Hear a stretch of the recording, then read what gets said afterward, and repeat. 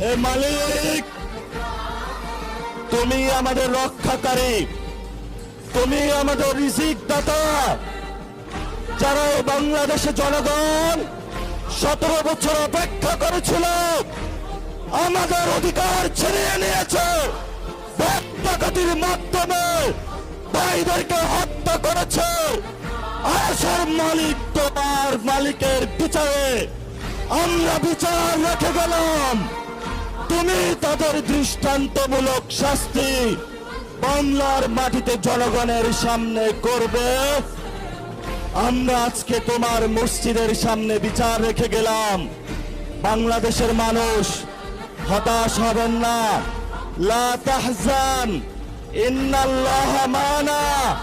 আল্লাহ আমাদের সাথে আছেন, শক্তিমান, ভয় নাই। জয় করব আমরা, ইনশাআল্লাহ দ্বিগুণ হয়ে পার্লামেন্টে যাব।